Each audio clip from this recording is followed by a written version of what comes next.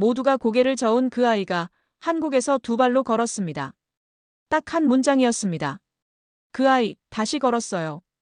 그 말을 듣는 순간 저는 취재 수첩을 덮었습니다. 전 세계 병원에서 포기했던 아이, 누구도 희망이 없다고 말했던 생명이 왜 하필이면 한국에서 다시 일어선 걸까? 저는 믿지 않았습니다. 정확히 말하자면 믿을 수 없었습니다. 의학의 한계를 누구보다도 가까이서 본 사람이었고 기적이라는 말이 얼마나 쉽게 진실을 덮어버릴 수 있는지도 알고 있었으니까요. 하지만 그 아이는 분명히 걸었고 한국어로 고마워요라고 말했습니다. 그리고 저를 바라보며 잊을 수 없는 한 문장을 남겼습니다. 이제부터 여러분께 들려드릴 이야기는 의학의 승리도 기술의 발전도 아닙니다. 한 아이의 생명을 살린 건 첨단 장비도 신약도 아니었습니다. 오직 단 하나, 사람을 먼저 본 마음이 만든 일이었습니다. 그리고 그 나라가 바로 대한민국이었습니다. 지금 바로 시작하겠습니다. 그 전에 잠깐 구독과 좋아요는 영상 제작에 큰 힘이 됩니다.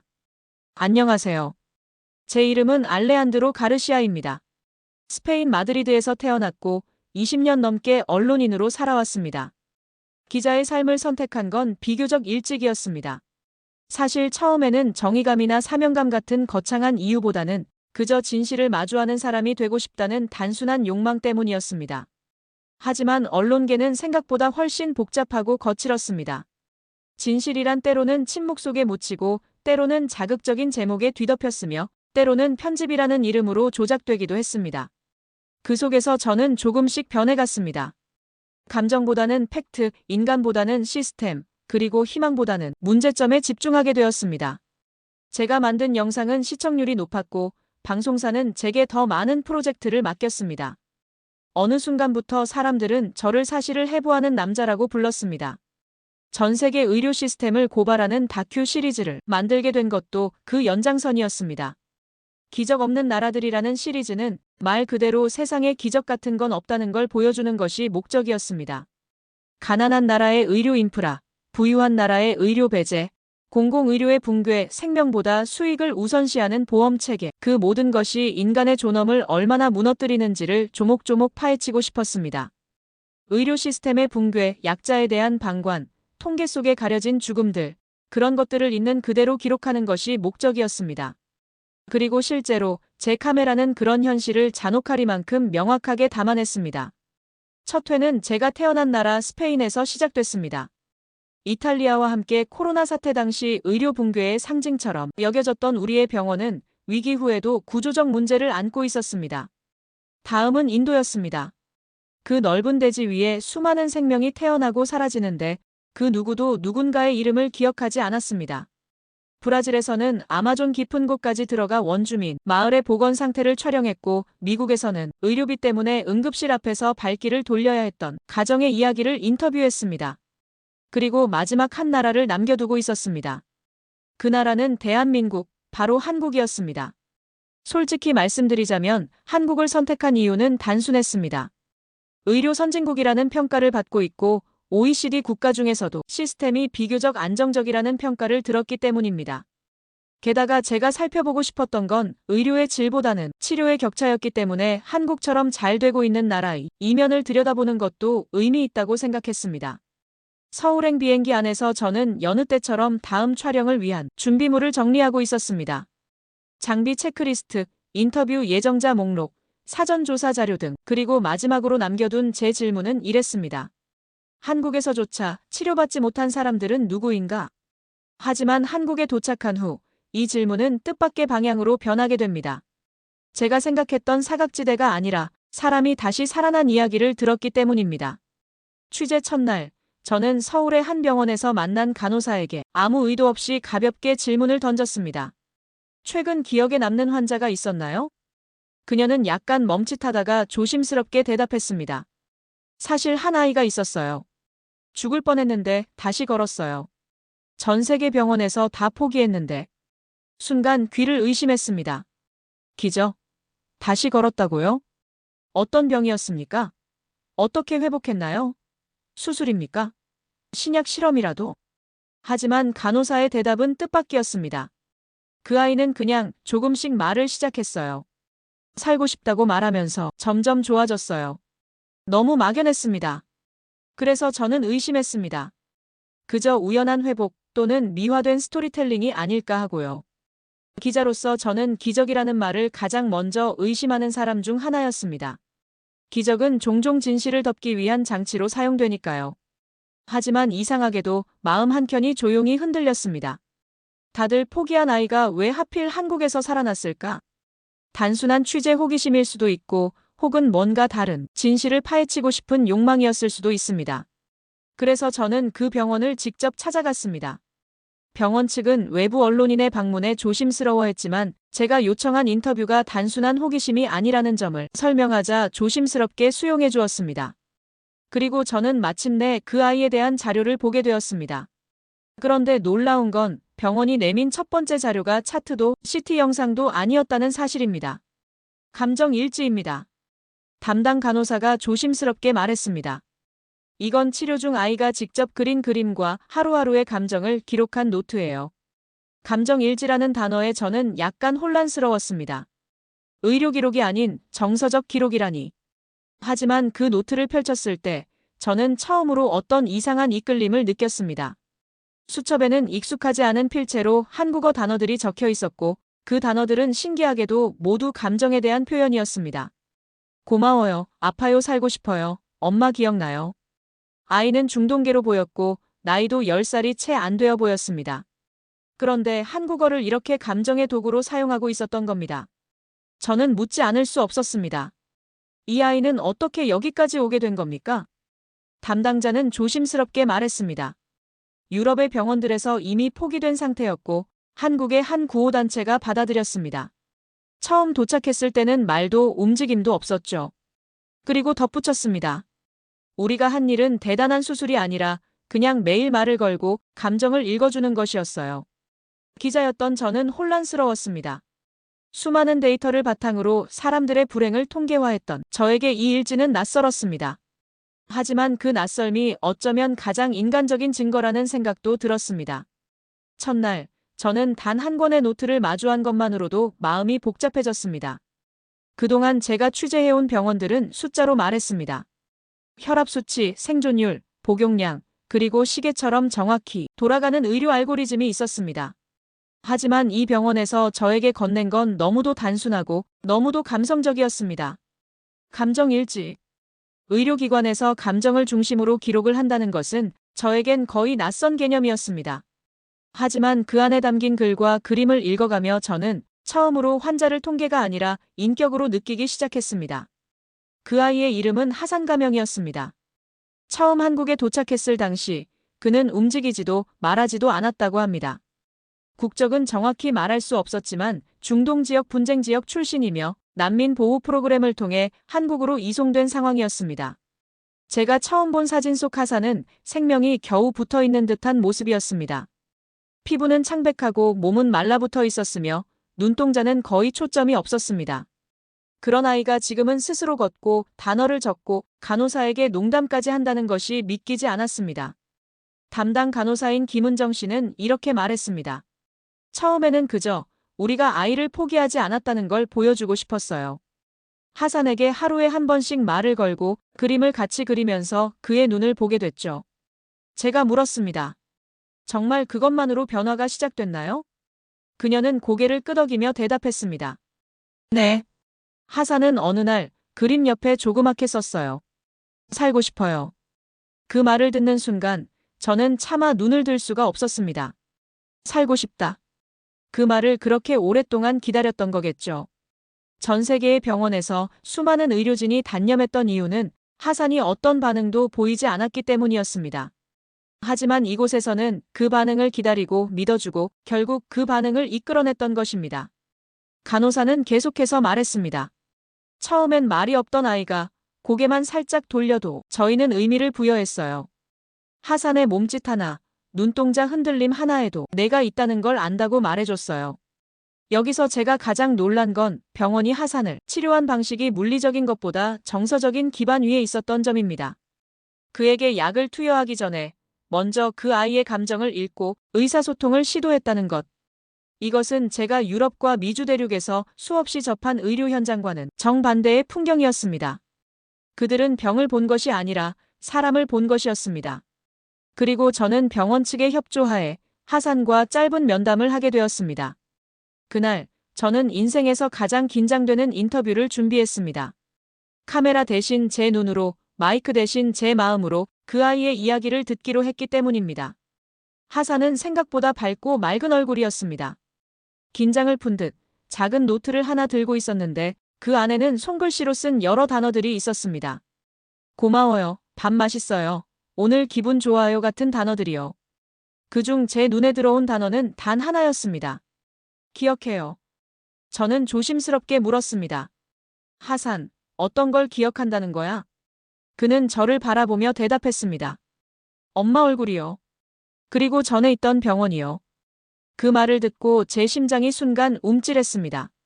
하산이 떠난 이전의 병원, 그게 혹시 스페인일지도 모른다는 생각이 스쳐갔습니다. 저는 직업상 여러 병원과 협업했고 다큐멘터리를 제작하기 전에는 실제 병원 PR을 맡았던 적도 있었습니다. 그 병원에서 제가 마지막으로 본 아이는 이름이 하산이었고 거의 같은 상황의 아이였습니다. 의료진은 회복 가능성이 없다고 했고 부모에게 남은 시간을 함께 하라며 퇴원을 권했던 기억이 뚜렷합니다. 혹시 설마 그 아이가? 저는 아직 확신할 수 없었습니다. 하지만 그날 밤 제 머릿속에는 하나의 문장이 맴돌았습니다. 우리는 아이에게 기적은 없다고 말했었다. 그런데 지금 그 아이는 한국에서 걷고 있었다. 며칠 후 병원에서 제게 한 통의 편지를 건넸습니다. 하산의 보호자가 작성한 감사 편지였고 그 안에는 충격적인 사실이 명시되어 있었습니다. 우리 아이는 스페인 병원에서 희망 없음이라는 진단을 받고 퇴원했습니다. 그 병원의 이름은 기억하고 싶지 않지만 담당자 이름은 알레한드로였습니다. 제 손에서 편지가 미끄러졌습니다. 바로 그 병원이 제가 일했던 곳이었습니다. 그리고 그 알레한드로가 바로 저였습니다. 사실을 확인한 후 저는 한동안 멍해졌습니다. 편지 한 장이 제 모든 걸 뒤집어 놓았습니다. 하산이 바로 제가 일했던 스페인의 한 병원에서 퇴원을 결정했던 아이였던 겁니다. 그 순간 수많은 장면이 제 뇌리에 떠올랐습니다. 어머니가 울면서 제게 매달렸던 날, 저는 고개를 숙인 채 이렇게 말했습니다. 우리는 최선을 다했습니다. 이젠 가족과 시간을 보내주십시오. 그 말은 곧 희망이 끝났다는 선언이었습니다. 그리고 저는 그날 이후 그 아이를 잊었다고 생각했습니다. 하지만 잊은 게 아니었습니다. 그 아이를 지워버린 것이었습니다. 그런데 지금 그 아이가 눈앞에서 저를 향해 걸어오고 있었습니다.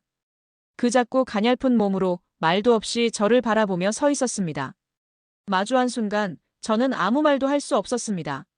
제 입에서 무슨 말이 나와야 할지 머릿속이 새하얘졌습니다. 하산 내가 정말... 그는 고개를 끄덕였습니다. 그리고 조용히 말했습니다. 기억해요. 선생님, 그때 병원에서 봤어요. 제 엄마한테 그랬잖아요. 이제는 보내줘야 한다고. 그 말은 마치 제 심장을 찢는 칼날 같았습니다. 한참을 말없이 서 있던 저는 그제야 조심스럽게 물었습니다. 하산, 내가 나를 미워하지는 않니? 그는 고개를 저었습니다. 아니에요. 저는 그냥 그때보다 지금이 더 좋아요. 여긴 제 얘기를 물어봐 주니까요. 제 얘기를 물어봐 준다. 그 한 문장이 모든 걸 무너뜨렸습니다. 그때까지 제가 쌓아온 수많은 기사, 수백 편의 다큐멘터리, 셀 수 없는 인터뷰와 영상들 모두가 사람의 이야기를 담겠다고 해놓고 정작 그 사람의 말은 듣지 않았던 겁니다. 그저 죽음의 수치를 계산하고 구조적 문제만 분석했던 저에게 하산은 살고 싶었다는 마음을 보여주었고 한국은 그 마음을 가장 먼저 들어준 나라였습니다. 하산의 보호자는 나중에 저에게 따로 말을 걸어주셨습니다. 조금은 조심스러운 얼굴로 하지만 분노가 아닌 따뜻한 눈빛으로요. 기억합니다. 스페인 병원에서 당신을 뵈었어요. 그때는 화도 많이 났지만 지금은 감사한 마음입니다. 저는 말없이 고개를 숙였습니다. 그분은 덧붙였습니다. 당신이 없었으면 한국에 올 결심도 하지 못했을 겁니다. 우리는 마지막 희망도 없다는 말을 들은 날 완전히 무너졌지만 동시에 다른 길을 찾기 시작했어요. 제가 그들에게서 희망을 빼앗았지만 그들은 그 절망 속에서 한국이라는 문을 두드렸던 것이었습니다. 의료진은 그렇게 말했습니다. 우리는 특별한 치료를 한 게 아닙니다. 다만 하산을 사람으로 대했을 뿐입니다.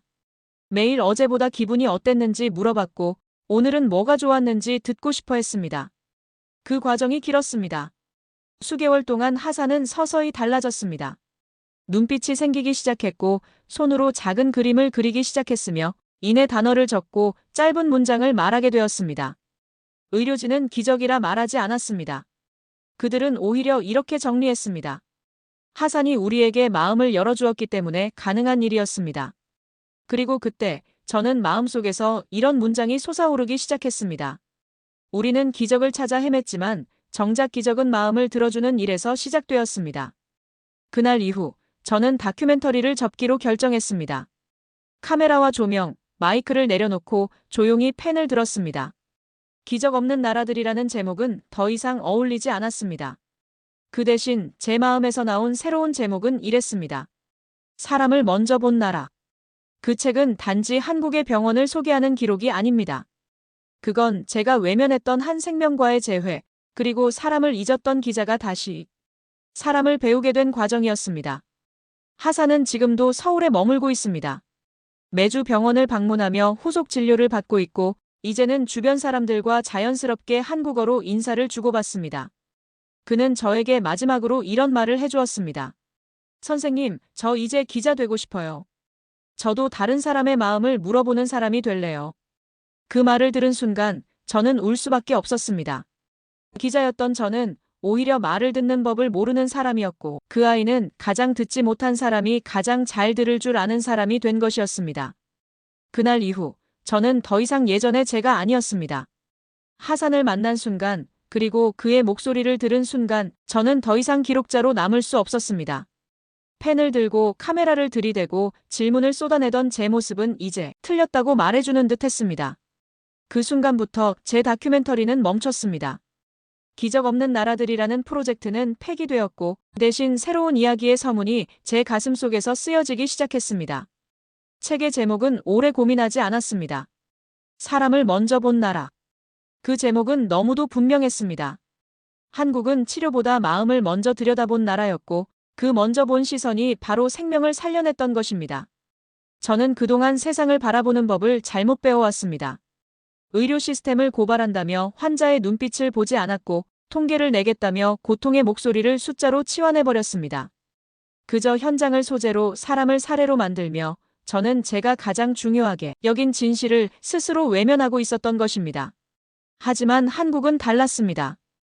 그 병원은, 그 간호사와 의사들은, 심지어 아이까지도 제게 한 가지를 가르쳐 주었습니다.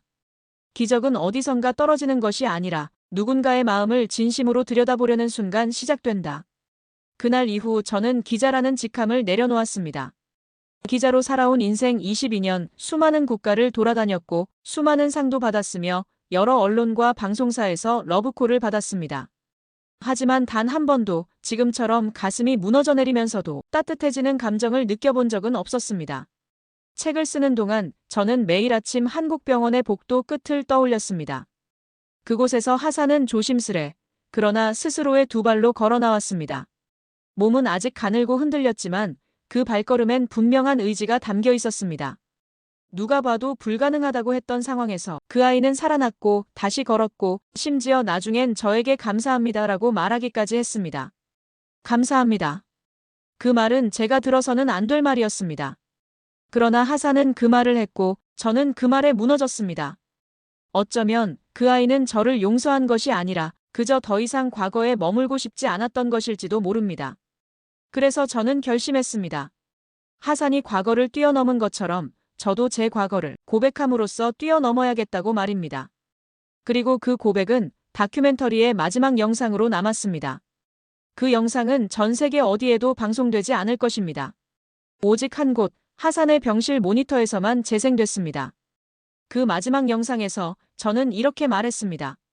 저는 기자였습니다. 그리고 저는 한 생명을 포기했습니다.